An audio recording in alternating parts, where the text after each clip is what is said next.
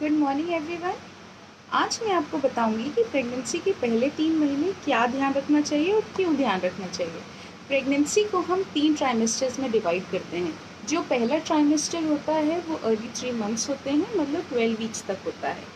12 weeks तक के common science and symptoms ये हो सकते हैं कि आपको नौशिया हो सकता है, मतलब जीने चलने की दिक्कत हो सकती है, आपको वॉमिटिंग हो सकता है, मतलब उल्टी हो सकती है, आपको पेन एब्डोमेन या फिर पेट दुखने की शिकायत हो सकती है, और कुछ रिस्की प्रेगनेंसीज में ब्लीडिंग या स्पॉटिंग, मतलब नीचे के रास्ते से खून आना भी हो सकता है। सबसे पहली बात तो ये ध्यान रखिए कि प्रेगनेंसी कोई बीमारी नहीं है, ये एक नॉर्मल कोर्स है।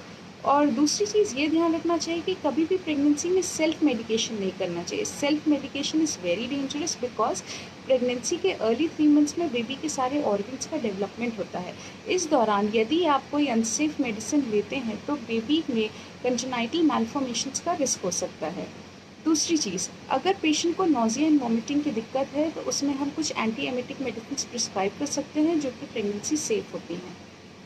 तीसरी चीज़, अगर पेशेंट को पेन एब्डोमेन की कंप्लेन या पेट दर्द की कंप्लेन है तो उसमें हमें यूरिन कंप्लीट एक अर्ली स्कैन ज़रूर कराना चाहिए टू रूल आउट कि यूरिन में या पेशाब में कोई इन्फेक्शन तो नहीं है।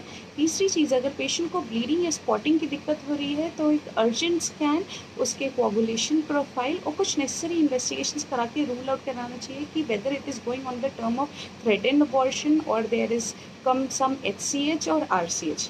तो फ्रेंड्स, इन सब बातों का ज़रूर ध्यान रखना चाहिए। फिर पहले 3 मंथ्स में हमें स्मॉल फ्रीक्वेंट मील्स रखने चाहिए, मतलब हर 2 घंटे पे कुछ थोड़ा थोड़ा खाते रहना चाहिए to reduce the common symptoms of pregnancy. And last but not the least and the most important thing कि फॉलिक एसिड सप्लीमेंटेशन पहले 3 महीने ज़रूर लेना चाहिए, 5 mg रोज़ है, टू रिड्यूस द कंजेनाइटल मैल्फॉर्मेशंस या जन्मजात विकृति बच्चों में ना हो, इसके लिए हमें ज़रूर लेना चाहिए। और मैंने अपने प्रीवियस वीडियोस में आपको ये बताया है कि फॉलिक एसिड क्यों ज़रूरी होता है, और दूसरी चीज़ है अर्ली प्रेगनेंसी स्कैन क्यों ज़रूरी होता है। For more such updates keep following me. Thank you.